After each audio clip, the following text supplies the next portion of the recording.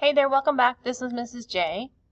So right now we're going to take a quick look on how to put our blocks together in an assembly. So I'm looking at these four guys. And we're going to put them together in an assembly file inside Onshape. So move that out of the way.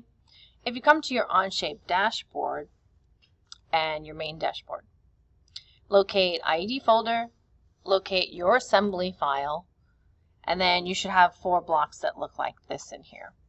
We're going to start by opening up block number 4. Just going to double click and let that load. Feel free to pause, and I know Onshape is slow, it's laggy. So pause, come back, wait. Put this on your phone maybe, have Onshape on your computer, whatever works easier for you. On the bottom, after opening it, you see how it says Assembly 1?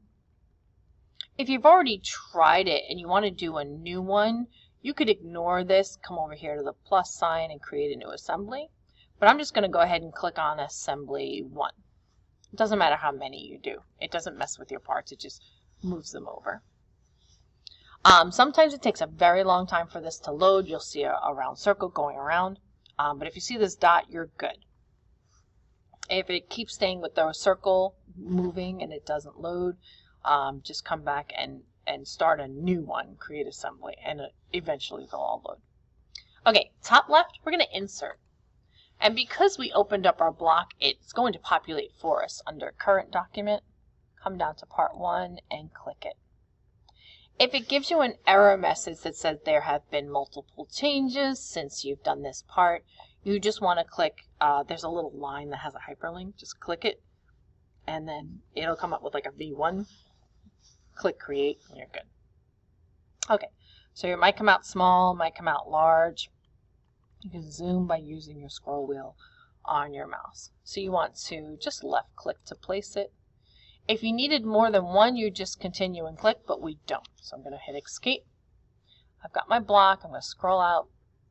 If you come up to the same dialog box and click Other Documents, click Created by Me.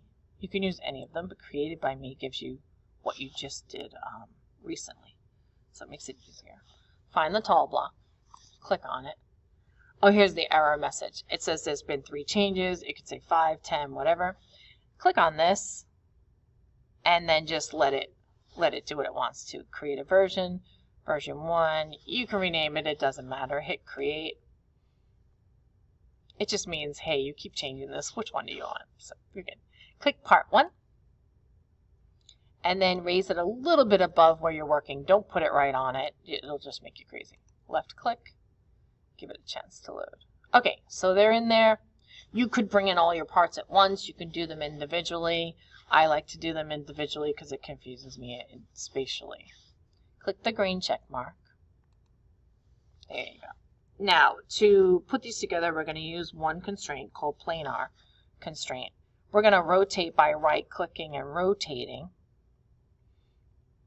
And that'll help us when we get lost. If we spin too much and we're not sure where we are, come over to the right side of your screen, find the little cube. You can also drag this. Find the little cube and hit isometric. It puts everything back to like where you started. Or you can do front, whatever works for you. I like isometric so I can see how big. Okay, planar mate up in the top. Click, and then we're going to do 2 connectors. Leave this open, click the top of your block right in the center. I zoomed in so I don't accidentally get the outside. Zoom in, click. Sometimes it doesn't get it, so make sure you see the words pop up here, Mate Connector. Okay, I see it. So I'm going to right click, being careful not to touch any other parts. Right click. That's highlighted yellow because it's waiting for a mate. Right click. Rotate underneath and click the bottom. See how I was hovering and it went there? No. The bottom, this part, in the center. Click. Make sure you see something change here. Mate connector. And then I'm going to move mine back to isometric so that I can have this box by itself. This box says we're going to finish this constraint, so click the green check mark right in here. Click. So I kept this open. We're going to do this one more time on the right side. So I'm going to hit right on my view cube. I'm going to get right in the center of the purple. And I see the words change here. I'm going to move this over so you can see it. And I'm going to get it right in the center of my blue block. Left click and see it change. Now I know it looks wrong. I'm going to rotate it so I can look at it. It looks wrong, but it's just doing its thing. And when I click the green check mark, it'll fix it. One more. Rotate around the back. Use the view cube. Click the center and the center. See how it didn't work? I have to make sure I click it again. Sometimes it just doesn't get it. So it says 2 words or 2 phrases. Click the green check mark and put it back into isometric. Beautiful. Thanks for watching.